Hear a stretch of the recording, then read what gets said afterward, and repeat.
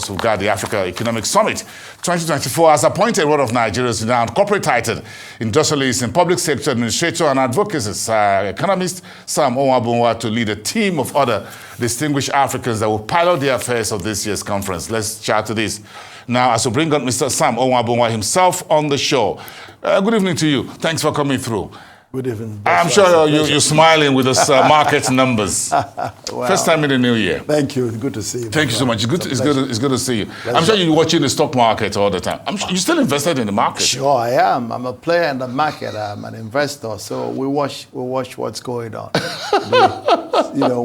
But I think generally the performance of the Nigerian stock exchange has been fairly, generally okay, especially this year, buoyed up by all the other things happening in the banking sector, yes. And all that.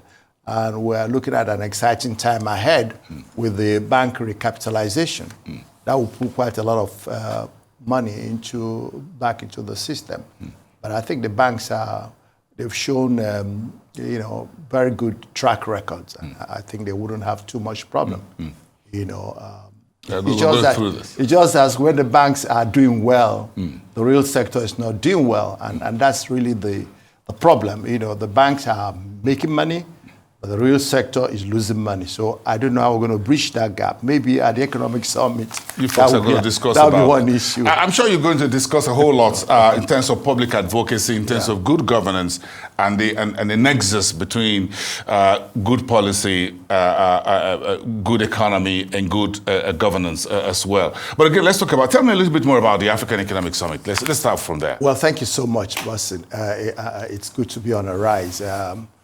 What the African Economic Summit is all about, it's a continuation of the effort to bring a meeting point for the private public sector leaders and actors, and then to be able to ensure that we understand ourselves, first and foremost, because that handshake is critical in running any economy. Then much more the African economy that is undergoing serious, would you call it evolution in some respects. Africa is seen as the frontier of growth.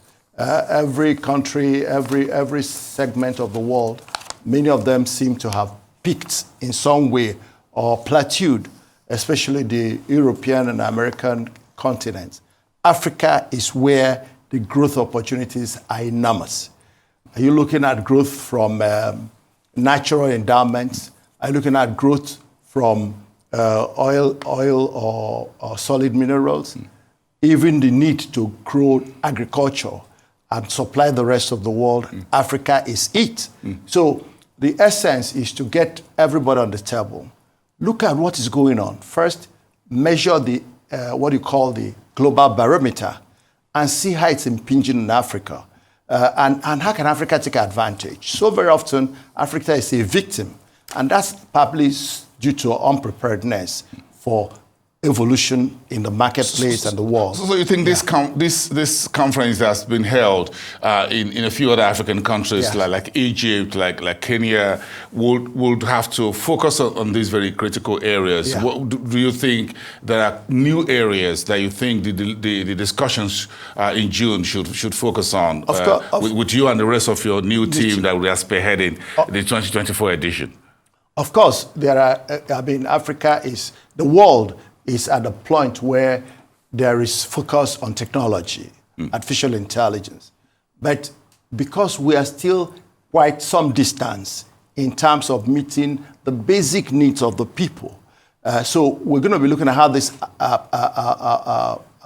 technology can help, how technology can help with security, how it can help with production, how it can help to give us a point to leverage and catch up in those areas where Africa is lagging behind. Capital aggregation is an issue here. Yes. Access to big-time capital is an issue. But we think that Africans can even trade among themselves. The African Continental Free Trade Agreement is still not being fully utilized. While we're looking to do business with the rest of the world, which is fine, Netherlands, Saudi Arabia, but Africans can do a lot of business with them. It's difficult to understand our environment, but Africans know their environment. So we are thinking that it's good to seek economic relationship with the rest of the world. But Africans, first of all, must optimize the opportunities they have to see that there are good policies, they hold each other accountable, and that the private sector can talk to each other, and the public sector can see best-in-class practices. What is going on in Rwanda? What is going on in Burundi? What's going on in Kenya? What is going on in Malawi? And those of us who have issues in different ways can learn from each other. Is it ensuring that there's unity in the country? Is it ensuring that there are inviting economic, attractive opportunities? What about the kind of incentives to promote productive action in our part of the country? This, you're touching on peer review mechanism and all of that. But I'm sure at the heart of everything you've talked about, sir, is about good governance, politics, policy, and the people, the PPP. Let's finish off with politics and policies. Well, for starting, it is Africa. It's in a situation where governance is in short supply, good governance. And it is part of the pressure that a group like this can bring on nations to ensure that politics is done with focus to improve the well-being of the people, to lift them up, to move them away from increasing poverty, to create increased employment. So whatever we're doing, spending our resources, even with all that we're doing in different nations, that those resources are properly applied. And the African Economic Summit provides an opportunity not only for peer review, but for oversight, so that everybody feels responsible for each other, because Africa has a lot in common. So politics remains critical, and ensuring that politics are played for the good of the people and to increase their well-being should be the focus, and not some of the things we do find in our environment where it looks as if it is just for a small group of people. We've seen it all over Africa.